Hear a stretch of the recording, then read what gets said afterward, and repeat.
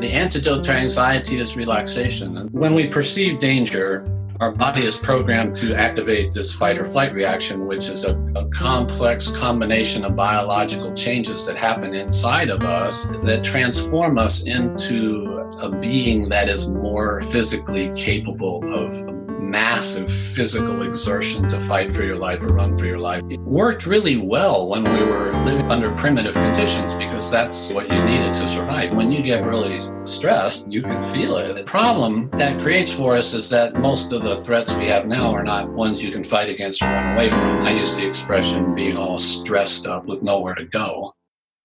Dear Family is a podcast hosted by Rachel Steinman, a writer, an educator, and a mental health advocate. And Rachel gets us up close and personal, so we feel a strong connection, familiarity, and comfort with her guests. So settle in and join us as we search for true healing and journey with Rachel and her most interesting guests. Hello, everyone, and welcome to another episode of Dear Family, the podcast. We've just had an election, and the anxiety that led up to it was at an all-time high. After days of counting, and the presidency was finally called, it was really wonderful to see people dancing in the streets as opposed to fighting. And that feeling of hope was palpable. People have even commented that they have felt a real sense of stress relief and they haven't slept this well in a very long time. On the other hand, there are those that are disappointed with the election outcome and their stress may be heightened or at the very least not resolved. We all are in the same boat with the pandemic, with our numbers rising and warnings of a very dark winter as we approach colder and shorter days that are leading into the holidays. It's more important than ever that we learn to relax and actually achieve relaxation. I'm so excited to bring you my next guest, Dr. David Steinman, who for all intents and purposes has his Ph.D. in relaxation. He's here today to teach us how to rid stress and anxiety and even rid pain naturally. And if you notice that we share the same last name, that's not a coincidence. Dr. Steinman is my cousin through marriage. So make sure to stick around because I know you're going to love his insight. And also thank you so much for listening and sharing and subscribing and writing those 5-star reviews. It really helps me. It goes very far. And thanks for following me on other social media platforms at Right Now Rachel. That's right with a W. Dr. David Steinman is here to offer a life preserver to anyone drowning in an ocean of stress, and he uses natural methods.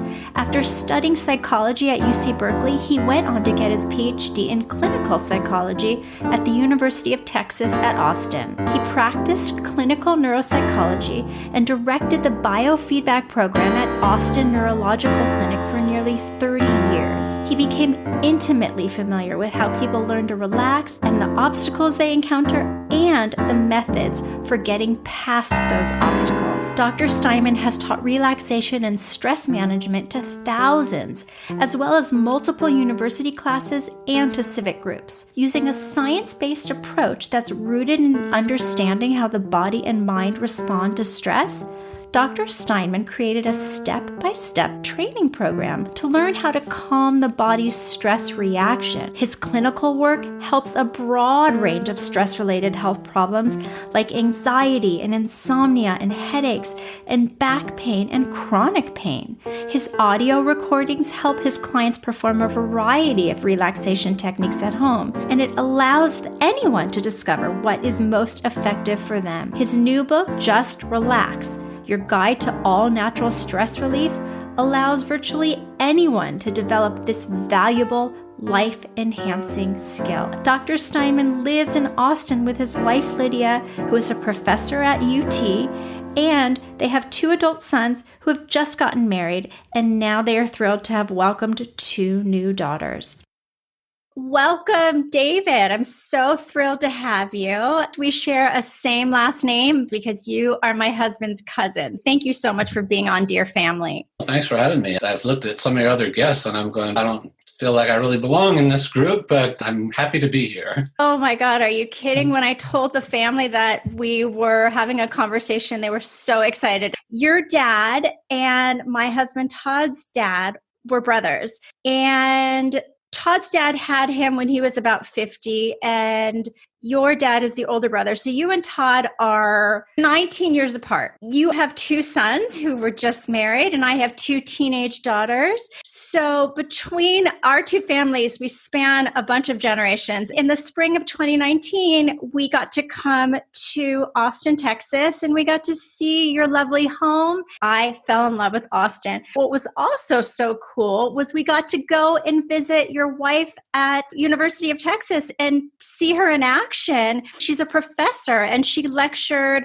on nutritional science. We still talk about it. Hi, Lydia, if you're listening. Because this is a podcast about family, I always love to start by having my guests tell us a little bit about their family. A big breath for that. My wife, Lydia, we met in a psychiatric hospital. That always makes for some raised eyebrows. We were both on the staff there rather than patients. We have two sons who are both really great kids, and we're very happy they're still employed and stayed employed through the pandemic. Our older son, Aaron, started off in finance and then went back to school in design. He's now a designer for a company that's been in the news, Everlywell. They had one of the first home COVID-19 tests. He's a designer for them, and he does research about how they present, how to do the test and the packaging, anything that needs to be designed, and he does market research. Candace met Aaron when he was in business school. She was an administrative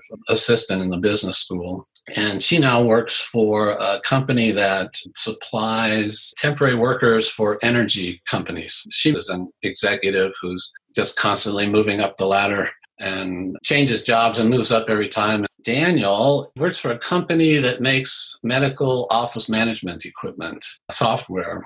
He started off in support, and that was a really stressful job because all he did was spend all day on the phone with doctors who were frustrated and angry that they couldn't figure out how to make their software work. He got out of support and became a great salesman because he knows the software inside and out. He's one of their top people. Daniel, he just got married. It's interesting that both of our sons follow the sort of Freudian idea of marrying women like their mother. Their mother's this high-achieving person, and both their wives are super high achievers. Britt was in Teach for America, and then she managed the Dell computer account for a big accounting firm here, which was a really great job, and she got lots of money and she could work from anywhere and take off a lot. And she decided it wasn't satisfactorily fulfilling, and so she joined the Army and just shocked everyone. She's sort of like Wonder Woman.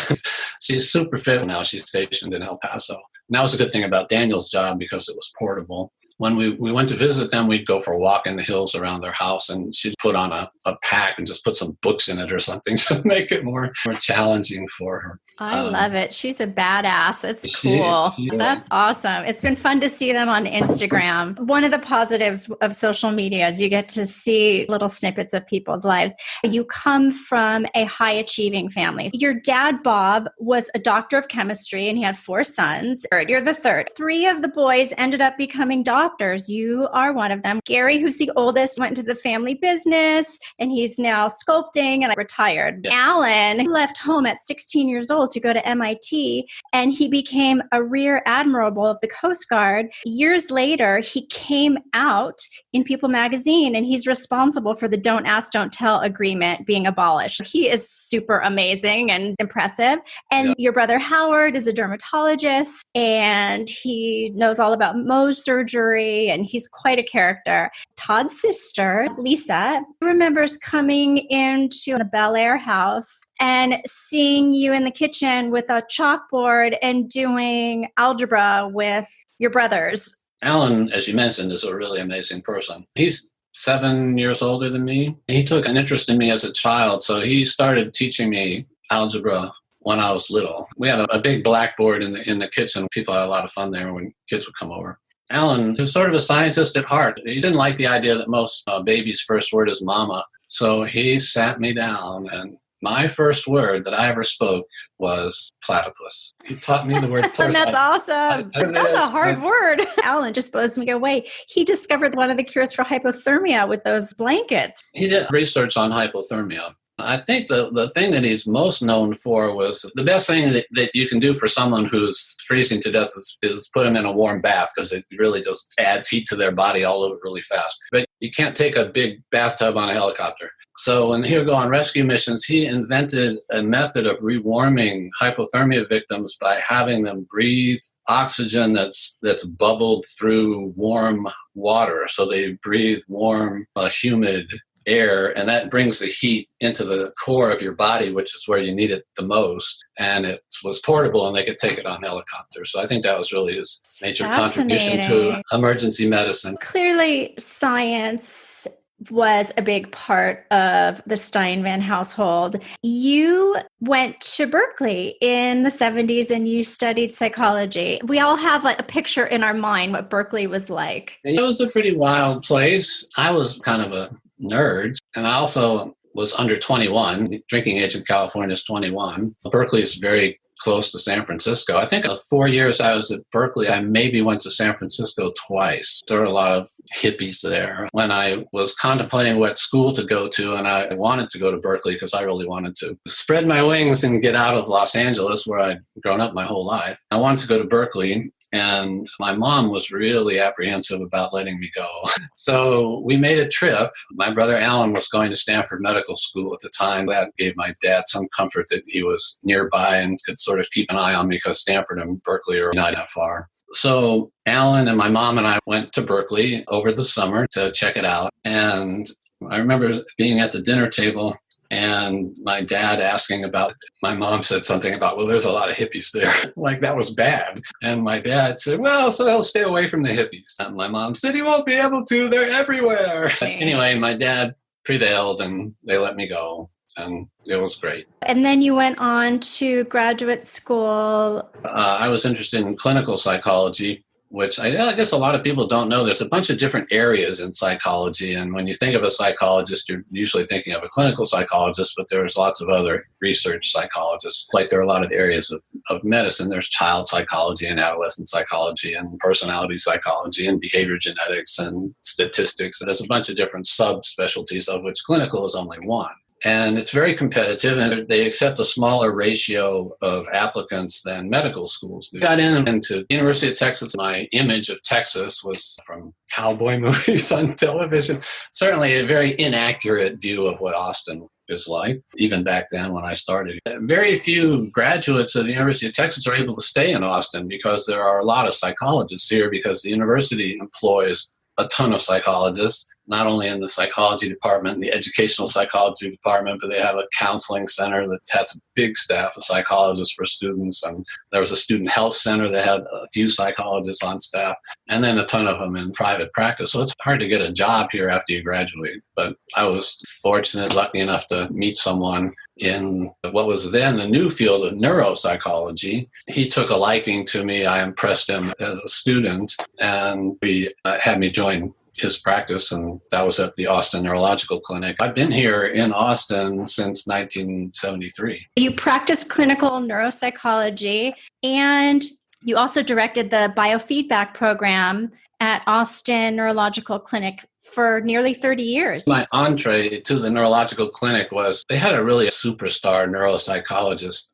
who was on their staff, who hired me, and he supervised biofeedback, but he really wasn't interested in it, so he asked me if I would take that over. I was doing neuropsychology, which was evaluating people who thought there might be something wrong with the way their brain was working. That's essentially what neuropsychology is mostly known for, is evaluating brain function. Like that little test that the president brags about being able to identify the animals on, for example. That's a neuropsychological test, the screening test for dementia. Goodness. It's not anything to brag about. If you have normal brain function, you should get a perfect score. What is biofeedback, and how do you use it? Biofeedback is a broad term, a conjunction of the words biological and feedback, and it means measuring a biological process, something going on with the body. And usually it's something that you wouldn't be very aware of. And then you display it back to the person so that they can learn how to control whatever it is that you're measuring. The one that was most useful, that I used most often, was muscle tension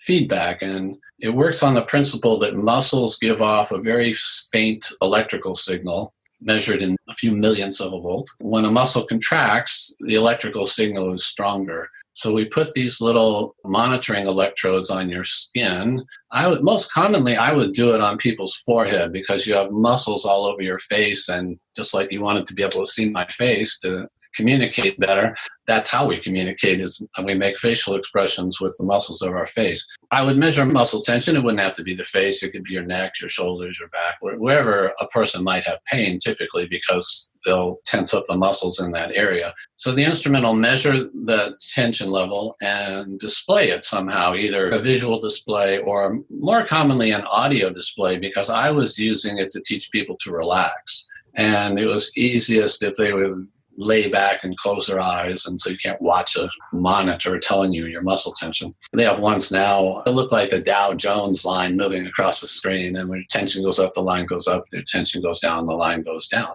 And it works very similarly to the principle of the game that kids play, where when someone looks for something and someone else tells them you're getting warmer, you're getting warmer, you're getting colder. And colder are giving them feedback, telling them if they're going the right way or the wrong way. And someone who has that feedback can find something that's hidden much faster than someone who's just searching without any feedback at all. Biofeedback is a way of showing people more sensitively. The instrument would pick up changes in muscle tension that you wouldn't be able to feel.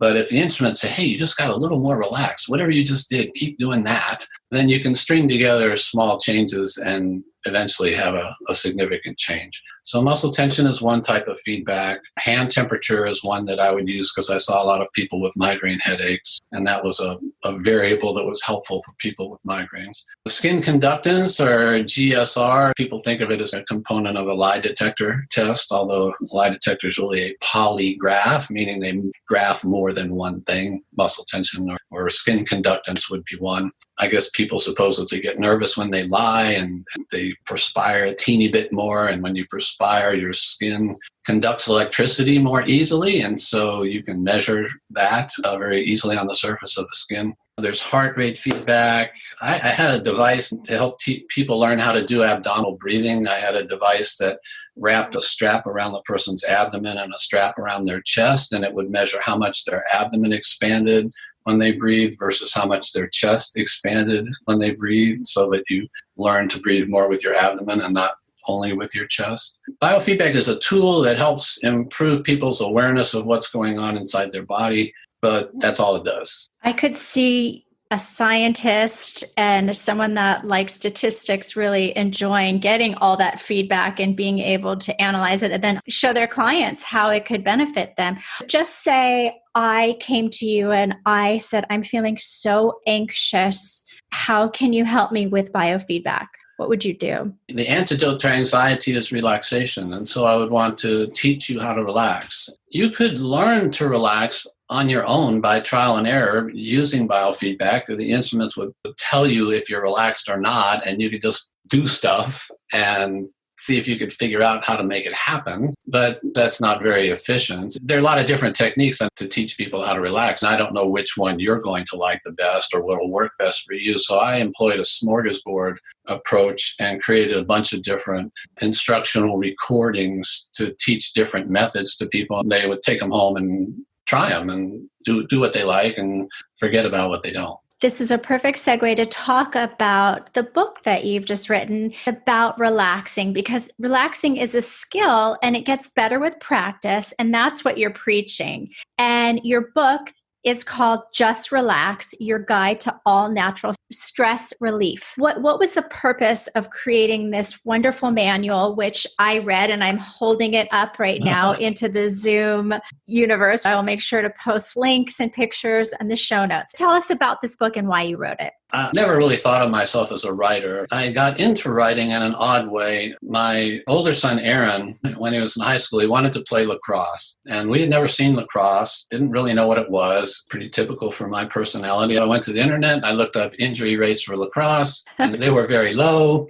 In fact, I was stunned to see that there were way more serious injuries from cheerleading than there were from lacrosse. So Lydia and I said, okay, sure, you can play lacrosse. And so they had a scrimmage before the actual season started where they were playing against another team, and they were playing in Zilker Park. We went to go watch them play, and it was like, oh my God, what have we done? I mean, these kids are running around, they're whacking each other with these metal sticks. It was really rough. It turned out both of our kids became literally all-state, all-star lacrosse players. And I became the president of the Booster Club for several years, and it really hurt me that very few people would come to their games. And they had this incredible ragtag team that played against all of these schools that have much bigger teams. So I started writing stories about the lacrosse team that were published in the school newsletter. I was trying to interest people in the game and alert people, look, our school has this amazing team that has one upset victory after another. It was magical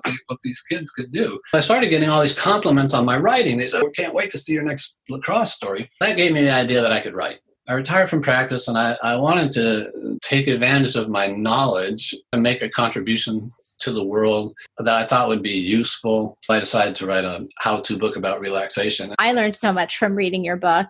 We all need to relax right now with COVID and politics. It's a collective anxiety. Are you noticing higher levels of anxiety in teens, for example? Because it feels like every parent I talk to tells me their kid is feeling anxious. It's ironic to me because when I wrote the book, I was quite convinced we were experiencing what I called an epidemic of stress overload before the pandemic hit. And that literally sent people's stress level off the charts, all ages. Tell us about the stress response that's related to the fight or flight reaction. The fight or flight reaction is the hardwired biological program that's built into us and all vertebrates, so all animals that have a backbone.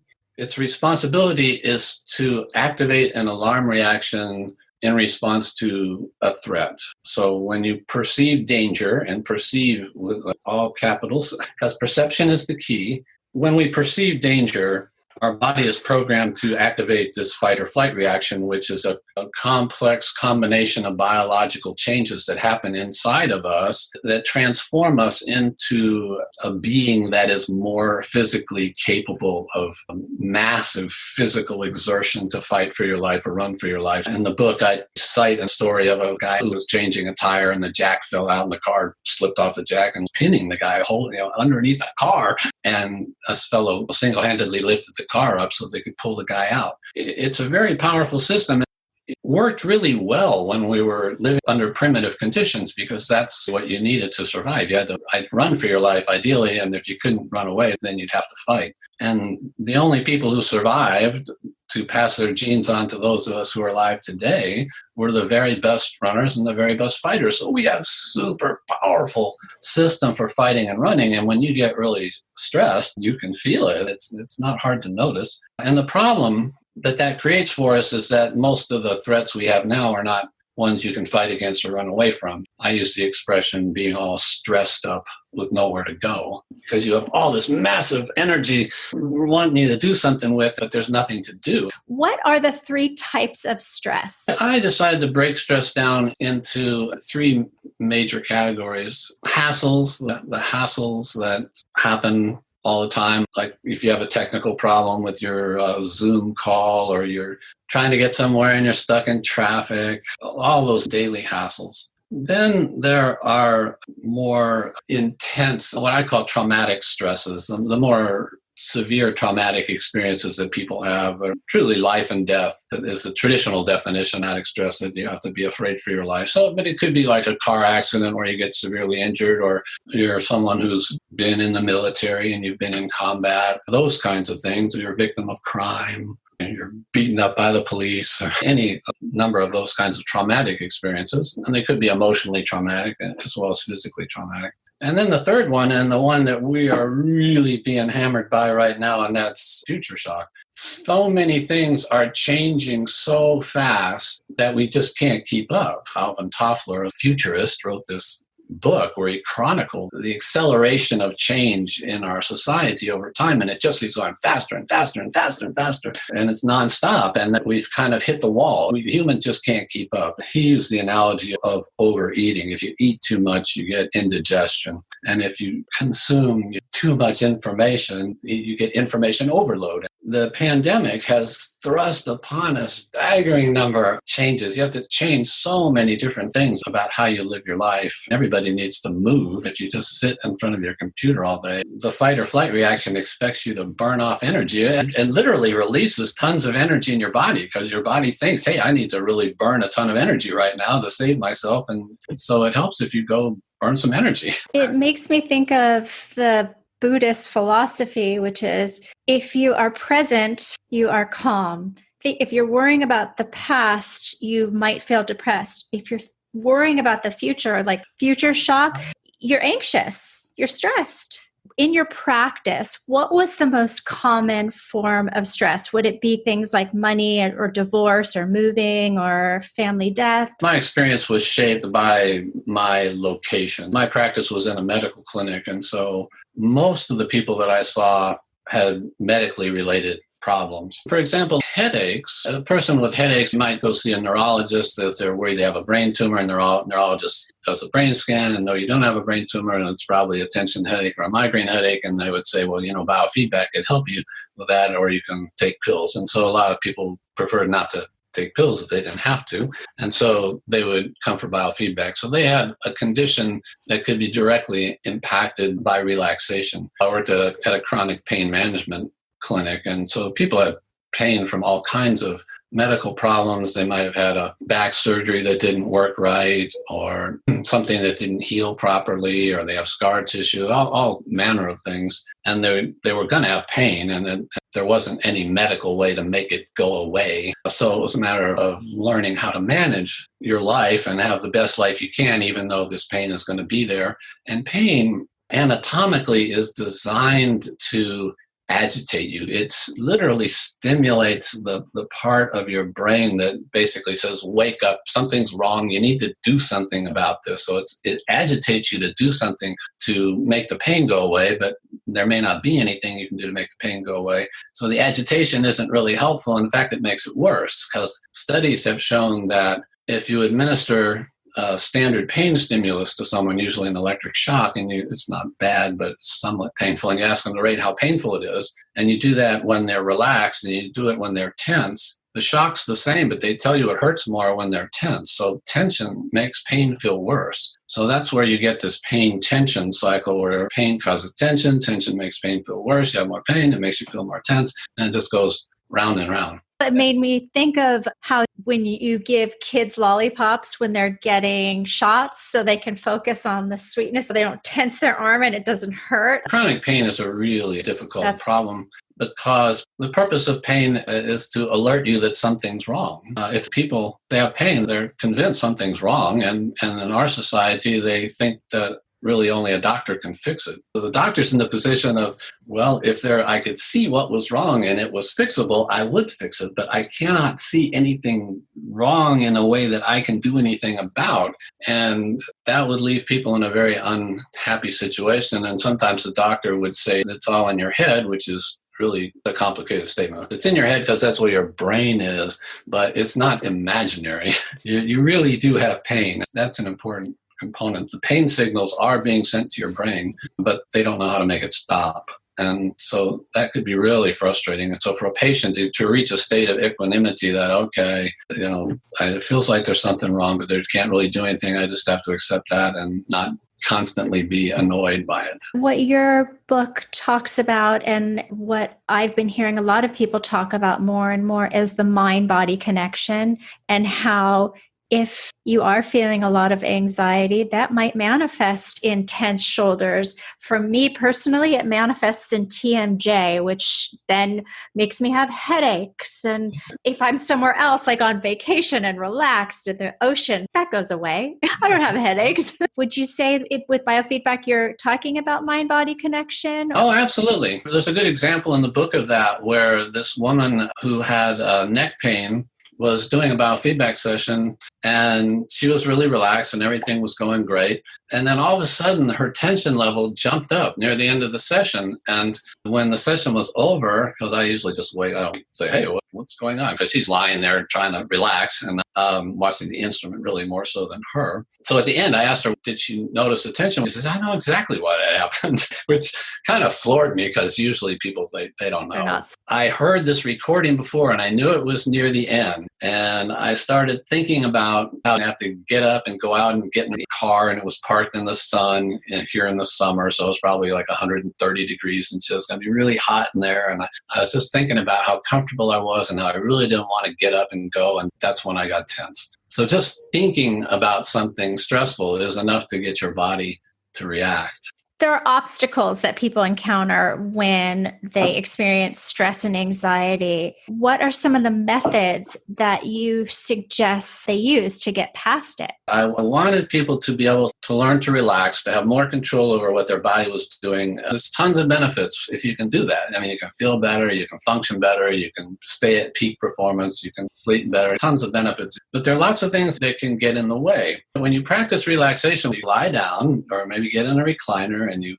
put on a recording, you tell everybody to leave you alone for a while. You try to relax yourself as deeply as you can for 10, 15, 20 minutes, 30 minutes maybe, if you have that much time. And it looks like you're doing nothing. And people, especially high-achieving people, have a real hard time. Like, I can't do nothing. It looks like I'm lazy. It looks like I'm idle. And so I have to try to really convince people that you're not doing nothing. You're learning how to do this incredibly valuable thing. And yes, you have to devote time in the beginning to learn how to do it. But once you know how to do it, it'll be automatic, like riding a bicycle. You don't have to think about it anymore. You'll just be doing it. So it's worth investing the time at the front end to get a lifetime of benefits on the back end once you know how to do it. That's kind of an easy one to get around. The hardest one, to go to the other extreme, if you're holding in a traumatic experience, and this would relate to the people who you've interviewed who've had all these traumatic experiences, sometimes people cope with that by holding it in. And when they relax, it's like things come up.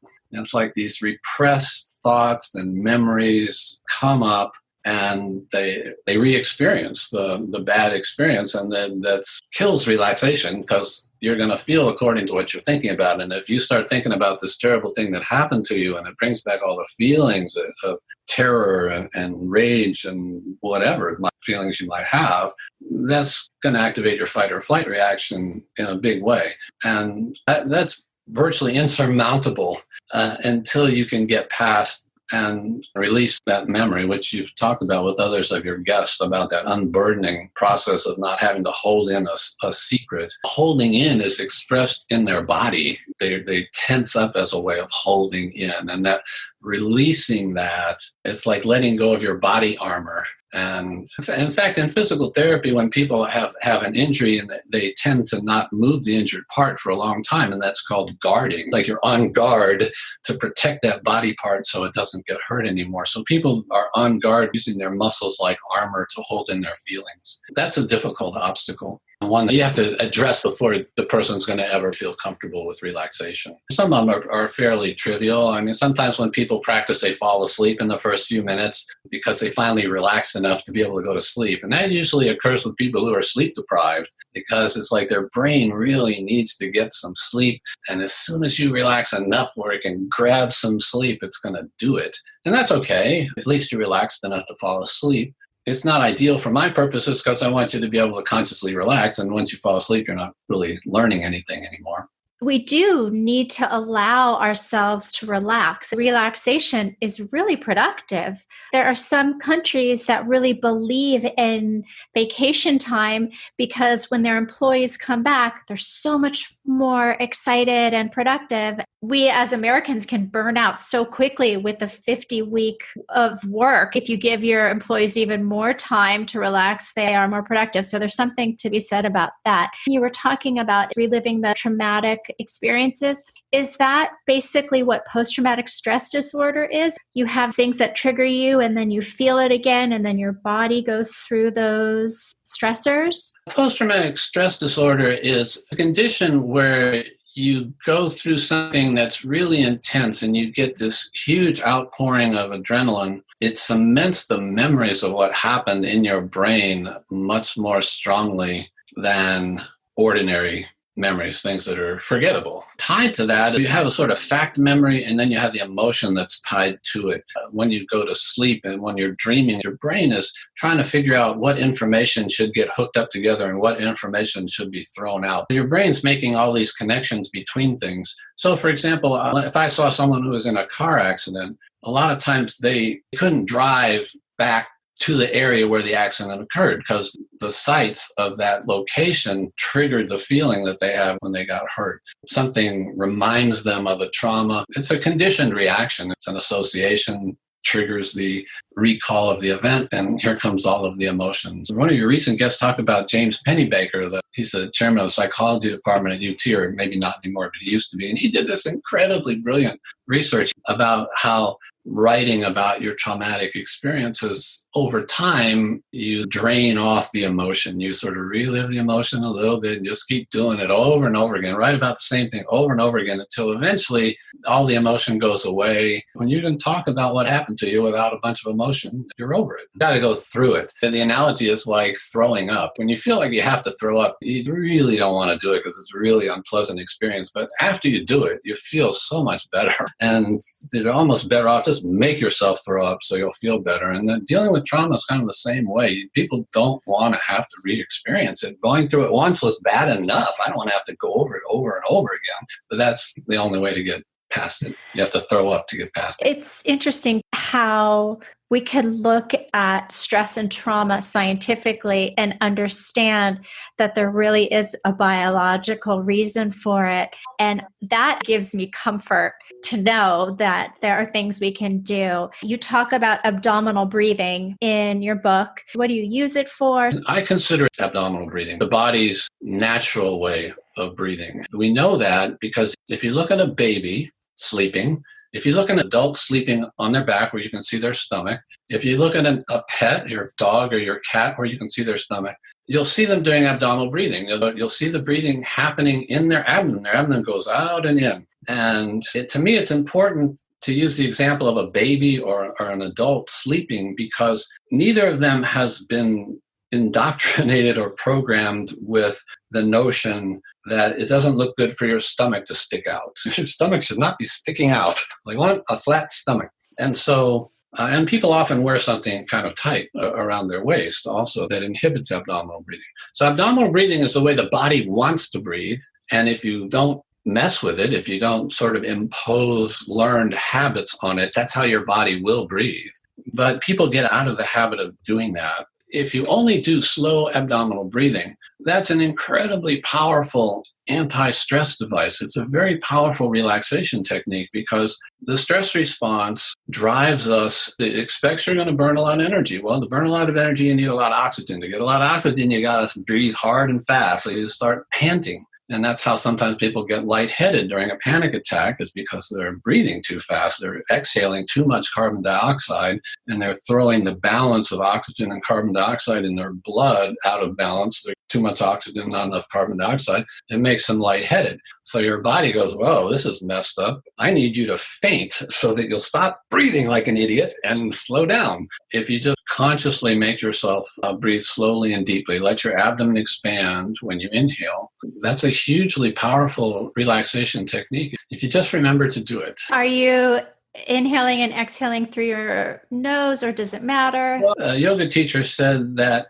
your nose is for breathing and your mouth is for eating and kissing. If you breathe in through your nose, the air has to go through a longer passage, so it has a little more time to get warmed and humidified before it gets to your lungs, and you have hairs inside your nose to kind of filter the air. It's a smaller opening, so it's easier to inhale more slowly. So inhale through your nose if you can. I mean, if you're congested, you can't do that, but that's preferred. On exhaling, I personally like to just let the air come out wherever it wants. Usually it comes out both. But I try to just let it go. And that's the key phrase, by the way, of muscle relaxation, let go.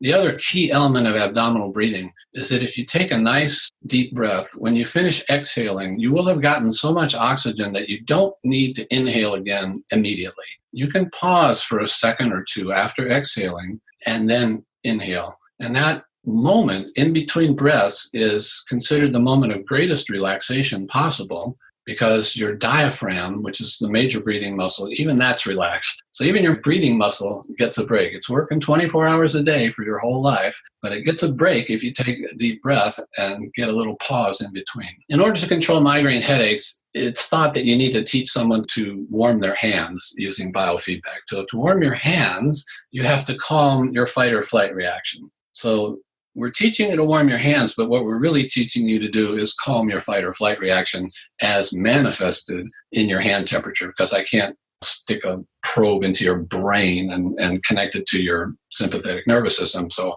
it's a lot easier if I just measure your hand temperature. It's been shown that if you can slow your breathing to between 4 and 6 breaths per minute, that your hands are going to warm up. That's going to calm your sympathetic nervous system. That's all you have to do. Just breathe that slowly. Now, 4 breaths per minute, maybe that's hard for some people, but 6 breaths per minute isn't that hard. That's 1 breath every 10 seconds. I suggest people go 4 seconds in, 4 seconds out, 1 or 2 second pause. You can go longer than that. Longer is fine, but try to do that as a minimum goal. If you can't do it that slowly, do the best you can and work up to it. For anyone listening who feels very stressed, it literally could be a few minutes. Go into the bathroom, close the door, put the toilet lid down, just take a few breaths. I have found it truly does work. Just listening to you talk about it, I was conscientious of my breathing and I already felt myself relax. I love how you talk about how relaxation can really become a habit. We're training our bodies. The more we work on breathing, the bigger our breaths can become, the longer we can take in between breaths. What are your thoughts on using psychoactive substances to relax? So, for example, us adults often say like, oh, I'm going to put my feet up and have a glass of wine or smoke a joint. Do you believe that's helpful to relax, or do you think it should be completely natural? I don't have a problem with people doing anything that helps them. If it helps you feel more relaxed, by all means, go for it. I'd like people to be able to do it entirely on their own. That would be the preference, because you may not have a drink or you may not have a joint available to you wherever you are. So it helps if you have more independence, but I certainly don't see any problem with that. It might help you get the feeling. The first major sub-goal of learning relaxation as a skill is experiencing what deep relaxation feels like. So you can recognize, I'm feeling it now or I'm not feeling it now. You got to be able to recognize it. And if one of those substances, or even prescription substances, muscle relaxers or anti-anxieties, if they help you feel it so you know, okay, that's the feeling I'm trying to get to. Then you try to get there on your own if you can, just so that you have more flexibility in when and where you can do it. You and I both have this understanding that it might be okay for you to have a hit of a joint or drink wine, but it obviously needs to be balanced and not take over to the point where it's causing issues. I think it's a given, but just felt the need to say that. Last 2 questions. When you were 20, you were at UC Berkeley. If you could write your 20-year-old self a Dear David love letter, knowing everything you've learned up to this point, what advice would you give yourself? The first thing that comes to mind are, don't make the dumb financial decisions that you made. Lydia and I had the foresight to buy Tesla when it was $200 a share, and it stayed at $300 for a while. Got tired of waiting. It doesn't pay any dividend. Our money's just sitting there. So we told Tesla $300, and of course it went to $1,500. A month or 2 after we sold it, it skyrocketed. So don't make stupid financial decisions. I'd say don't worry about going to Austin. I almost didn't even apply to Texas because I just couldn't imagine. It seemed like such a backward, conservative redneck, sort of the antithesis of people's image of Berkeley, I suppose. But it wasn't like that at all. Austin was an oasis of intelligent, liberal-minded people. I'd say look out for a girl named Lydia. I definitely hit the jackpot. I still remember the moment I saw her. I was sitting in the hospital cafeteria at lunch, and I saw this girl. She had bust her tray and she was leaving, just going back to work, and she turned and looked at me. And then actually shortly thereafter was the hospital annual picnic, and she was wearing this tight terry cloth, sleeveless top and shorts. I love that you know what she was wearing. Oh, it's so cute. The listeners can't see your eyes lit up, and there's a huge smile across your face. That's so great. If you were giving yourself advice about financial things, if we could see ahead, I'm sure you would have told yourself to invest in Apple and Google, but that's a whole other story. Well, yes, for sure. Well, I remember seeing people walking around the Lady Bird Lake with Dell t-shirts before Dell really took off. That would have been another good one. What do you do that brings you happiness? Do you have any happiness habits? It's probably in reaction to my job being an indoor job and long hours sometimes. I really like working outside now. So I do all kinds of outdoor work, repair stuff. Earlier today, I was trimming trees with this giant pole saw, just being outside, working around the house. I like watching sports with friends or sons when they're around. They're pretty big sports fans or Longhorn fans, although that's not been very rewarding of late. Daniel and I are Laker fans, so we certainly were. Congratulations to us. We had a real good time with that here. David, this has been so great. I'm so grateful to have this time with you. Thank you so much for coming on Dear Family. Thank you so much for having me. I hope people will check out the book and maybe get something out of it. Absolutely. And I'm going to have a link to your book and your website in the show notes. I highly recommend Just Relax. It's a manual that is totally readable. It's meant to be consumable so that it doesn't cause you stress, that it helps you relax. So it's fantastic. Say hi to Lydia. Hugs to everybody out there in LA. And congratulations on the weddings, and may everyone continue to be happy and healthy. Yes, thank you. Same to you. Okay, bye. Thank you so much. Bye-bye. Take care. Bye. This is Rachel Steinman. For more information or to contact me with any questions, comments, or guest ideas, please check out rightnowrachel.com. That's right with a W. Thank you so much for listening, subscribing, and sharing, Dear Family. And if you found value in what you've just heard, I would love and so appreciate a great review on Apple Podcasts, Stitcher, or wherever you listen to your podcasts. Until next time, I wish you love, happiness, and good mental health.